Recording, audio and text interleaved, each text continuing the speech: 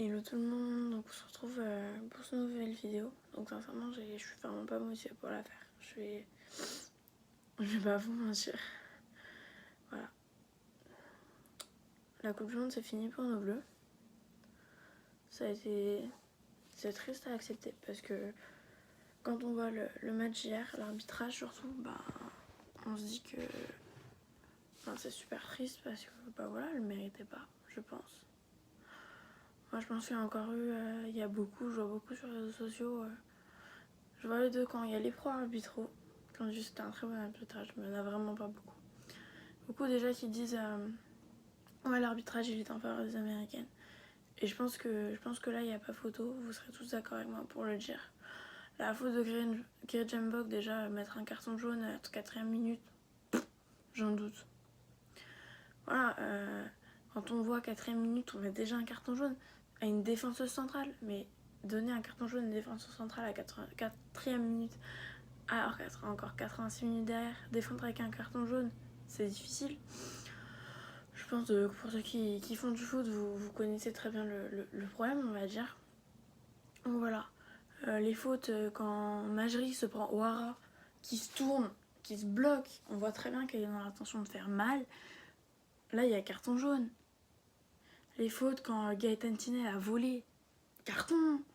Le pire, moi, c'est la dernière faute, j'en étais sur la 87ème si je me trompe pas. La faute sur Gridjou quand elle monte en attaque, on la balance, on a quoi? On a gagné une touche.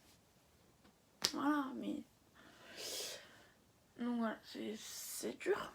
C'est dur psychologiquement. On est arrivé de cette coupe, on a eu un très bel engouement en France et sincèrement, j'en suis très heureuse parce que ça fait plaisir.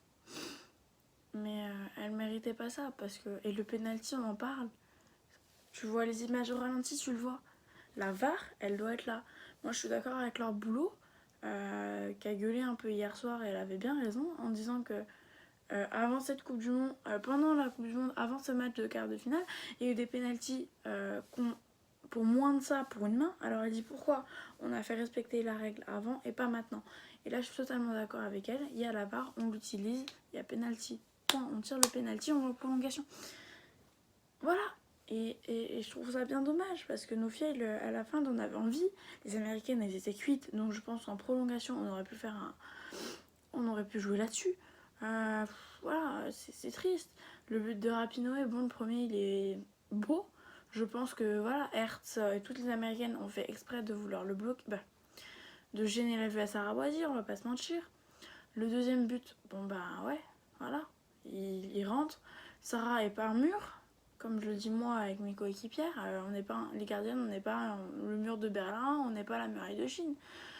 On se prend des buts et c'est normal parce que voilà, ça arrive, on a plus fort que nous, on a une défense qui est pas forcément au top. Il y a tellement de facteurs qui doivent être pris en compte que voilà. Ouais, c'est triste, moi je suis super triste, j'ai pleuré hier soir, je vous l'avoue. Je vais pas mentir parce que ça m'a fait un choc. Je me suis dit qu'on pouvait, je voulais y croire à la victoire française. Voilà, Gauvin qui a encore rien foutu, je vais vous le dire très clairement. Et je vais assumer clairement mes choix. C'est que Gauvin n'a rien à foutre en équipe de France. Une joueuse qui a même pas joué la moitié des matchs à Montpellier en tant que titulaire, elle a pas sa place dans une Coupe du Monde. Alors que Jack demande aux autres joueuses, notamment Pauline Perromagnin ou même Kira Maroui. Kira Maroui a été reprochée d'avoir assez de temps de jeu.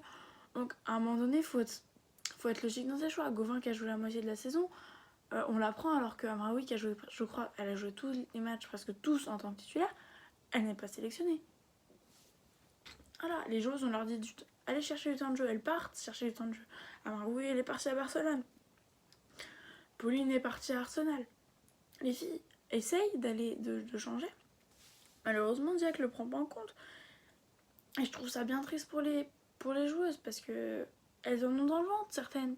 Et il y en a qui mériteraient 3 fois plus que Gauvin. Voilà. Moi je m'en prends à Gauvin, je suis désolée. Torrent m'a beaucoup déçu hier soir aussi, donc Diani pour moi a fait son job. Moi Diani m'a encore très très impressionnée. Asseyée rentrée a fait du bon job, elle a fait son maximum. De toute façon elle ne pouvait pas faire la différence à elle toute seule. C'est pas des magiciennes, donc voilà. C'est vrai que on reste sur une défaite qui fait mal au cœur parce que voilà, on y croyait, la France y croyait. Elles avaient tout un public derrière nous et voilà, moi j'y croyais d'aller les voir en demi-finale chez moi à Lyon. Elles avaient envie d'y aller. toutes nos Lyonnaises avaient envie d'y aller. Lucie Bronze, elle voulait retrouver ses copines en demi-finale et c'est ça qui est rigolo, mais voilà. On arrive à un point où de toute façon on peut même pas expliquer. Le truc c'est qu'il n'y a rien à faire contre cet arbitre, donc c'est ça qui fait encore le plus de mal parce que ok on a perdu, ouais sauf que là on voudrait s'en prendre à quelqu'un et là ça devrait tomber sur l'arbitre. De toute façon ça doit tomber sur l'arbitre, c'est elle qui a très très mal arbitré. Mais on peut même pas, il n'y a rien et on pourra jamais refaire jouer le match. On va pas enlever la Coupe du Monde aux États-Unis parce que si elles l'ont gagné à cause du quart de finale face à la France. Voilà. Donc c'est comme l'année dernière, j'ai l'impression d'avoir retrouvé la copine d'un Flocho. Donc pour les fans lyonnais, vous connaissez très bien Flocho, notre chère Florence Guillemin. Voilà, j'avais l'impression de me retrouver à Strasbourg. Finale de Coupe de France. Ça fait mal, mais j'ai vraiment l'impression de m'y retrouver. Donc voilà, c'est très triste pour elles. J'espère qu'elles vont revenir en force. Moi, je donne toute ma force aux filles. Et j'espère les retrouver, nos lyonnaises, en forme pour le championnat. Je dis les lyonnaises parce que moi, c'est celle qui m'intéresse le plus. Les parisiennes du PSG, j'en ai rien à faire. Même si je les aime bien certaines, parce que Diani joue très très bien. Mais voilà. Moi, je veux aussi que les autres repartent toute la tête haute. Soit Viviane Assis, qu'elle nous fasse une saison de fou à Bordeaux et qu'elle prouve qu'elle a vraiment sa place en équipe de France. Et voilà, que d'autres, que Gauvin continue à couler. Moi, ça m'arrangerait beaucoup. Voilà. On verra bien. De toute façon, je pense que Montpellier, ça va être très dur l'année prochaine pour elle. Mais voilà, avec tous les départs qu'elles ont eu. Donc on verra bien. Moi, j'espère aussi la démission de Corinne Diacre. Je vais pas vous le cacher non plus. Je suis anti-Corinne Diacre depuis qu'elle est là. Ses choix tactiques, je ne pouvais pas les voir. Elle a arrêté de sélectionner Émilie Gérard. Elle s'est pris des 4-0, on l'a jamais viré alors qu'Échauffny, il en a perdu un en Coupe d'Europe. Il est toujours là. Alléluia, on s'est fait massacrer à la Chili's Cup. Quoi? Stop! Et elle devait sauter. Elle a pas les épaules pour une équipe comme ça. Je suis désolée. C'est mon point de vue. Donc sur ce, je vous dis à très très vite pour reparler de l'OL parce que je sens que sinon le reste va me faire déprimer. Donc voilà.